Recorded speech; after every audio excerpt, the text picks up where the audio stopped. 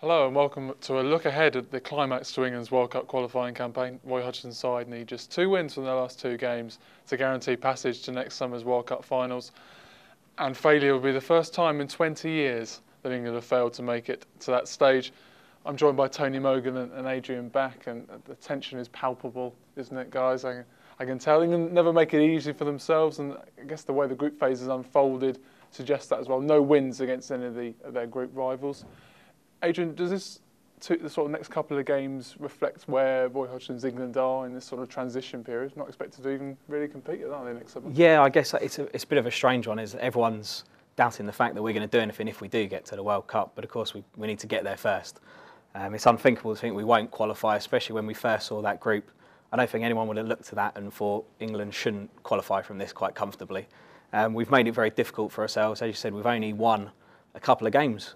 We've beaten the minnows of the group, but we've really struggled against Poland, Ukraine and Montenegro. As you said, we only need 2 wins.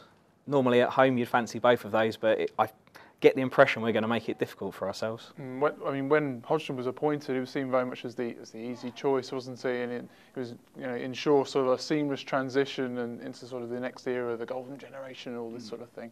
But it hasn't quite turned out like that, and haven't seen, since sort of Euro 2012. England haven't really produced a win of sort of any sort of meaning, have they? No, in a sense, Roy Hodgson has steadied the boat in terms of the unpredictability that was involved beforehand. But in some respects, it's a bit too steady now. There's nothing too exciting going on. There's nothing too drastically bad going on in terms of qualification, yet. But you'd recognise him as the man to sort of get us through these 2 games without doing anything spectacular. But as Adrian was saying, getting the job done so we can continue on this. Let's get there and see what happens sort of mindset. In terms of the permutations, 2 wins sees England through, but as we always know, it's never quite as easy as that. 4 points will probably guarantee a playoff place, and anything less, and we're booking other plans for next summer at this stage. In terms of not much focus actually being on football this week, ironically, which is probably a good thing for Roy Hodgson and his squad. They can sort of get on with their own job. In terms of the selection, I guess Joe Hart is the only sort of the main question mark, isn't it, for Roy Hodgson? Yeah, I can't see him dropping Joe. He's been England's #1 for so long now, and he has gone through a bad period. But I can't see Roy for such a crucial game suddenly deciding to change it. Obviously, Joe Hart as well has been quite solid behind the players that have been made up the back 4. I know we've got a slight change. Obviously, Glenn Johnson's not fit, so Kyle Walker comes in, and Ashley Cole's not fit, so Leighton Baines comes in. But again, these are guys that he's used to playing. I don't think Fraser Forster is going to take a chance on him yet. Despite looking very good and doing so well for Celtic this season. So I don't think there'll be any major surprises. And the good thing, of course, is that finally we've got some informed strikers, both fit, both ready to play. Wayne Rooney and Daniel Sturridge combining, it's quite an exciting combination. And when you consider the proposition of John Ruddy coming in or Fraser Forster coming in to replace Joe Hart for either one of these qualifiers, it evokes memories of Scott Carson on that wet night at Wembley against Croatia, doesn't it? Yeah, Hodgson, I think what he said was very correct and very sensible. I know the fact that Joe Hart has had a few nightmares in the past week, but to throw any goalkeeper of any sort of experience for any club, Fraser Forster's played against Barcelona a week ago, throwing him to a new team with a new defence in front of him, it's not the best way to test any goalkeeper. Even if this is a big game, it can produce any sort of reaction for a goalkeeper, and Hodgson has given him the Hart benefit of the doubt, and right too, I think so as well. If elsewhere, if James Milner's going to occupy one of those wide positions, who else do you see? We've seen Tom Cleverley given quite a few opportunities under Roy Hodgson, but Danny Welbeck's coming to a little bit of form this season as well, and Andros Townsend, although he's yet to make an England cap, I guess he's the automatic option in terms of if you want another genuine wide player. Who do you see sort of occupying that other spot? Well, it's England's answer to Arjen Robben, if we're to believe Harry Redknapp. So I believe it could be a useful one. But by merit in this season, he would deserve the option there. But whether it's going to work to what I would say would be a quite restricted Hodgson midfield, I'm not sure if it'd give that one individual the freedom. I could see the case of Tom Cleverley occupying a left-hand position, not a winging position, but maybe a left-hand side position, as we've seen him play for United a few times this season. But who's to say? Yeah, I kind of get the impression he might go for Welbeck, Rooney and Sturridge as sort of a front 3, mainly because he can depend on Welbeck and Rooney to fill in when they need to, and he can have that 5-man across midfield. I think he's going to look for quite a solid formation. I think Andros Townsend would be the attacking option, and I don't think Roy Hodgson's quite the attacking manager that we'd want him to be. So I think he'll go for a system that he thinks will work best on the night and will hopefully get him the right result. I mean, both Montenegro and Poland, we need no introduction at all, but Montenegro played a couple of times the last couple of years. England have never really tackled them with a great deal of certainty. We all know about Stevan Jovetic, despite the fact we haven't seen much of him for Manchester City. They pose a different sort of problems to sort of a natural forward, don't they? Not a natural number 9. Yeah, we've seen from Jovetic before before anything we've seen from Manchester City, he was a constant source of danger when he faced against English sides in the Champions League. It's called untold problems for Liverpool when he was 19 years of age. A bit more experienced now. He's had the pressure of being the main man for Montenegro up front for his late teens even. So I'm sure he's going to relish the challenge now, especially if Vucinic is out of the equation. Yeah, I kind of understand the fact that there is a threat from Montenegro, but I think more to the point, it's going to be England trying to break them down because they're a very, very solid set-up side.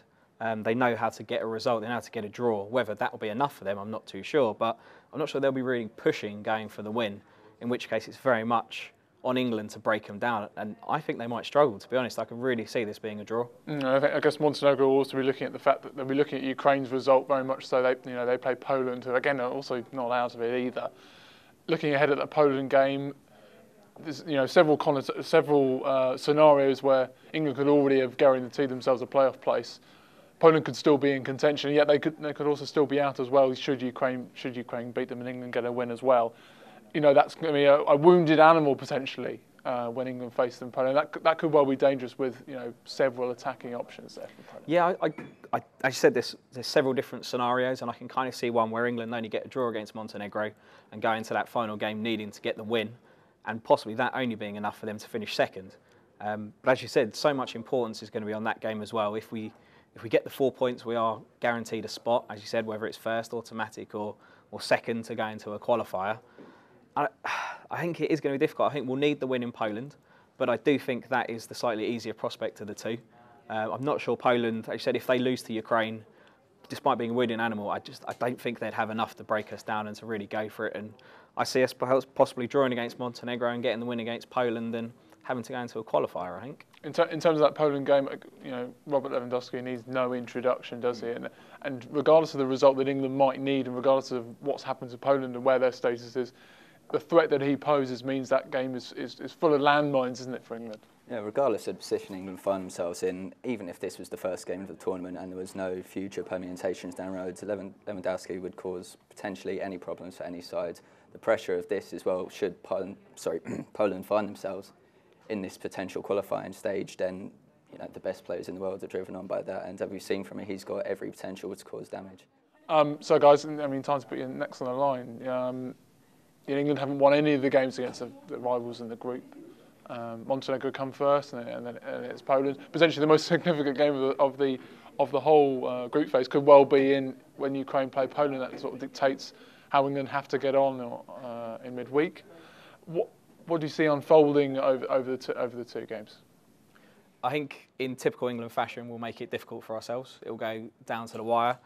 I see us getting a 1-1 with Montenegro kind of perhaps even going behind and pulling a goal back, but not quite doing enough. And then I see us quite comfortably beating Poland in the final game. And as I said, I think we'll have to go into the qualifier, which will be incredibly difficult, I think.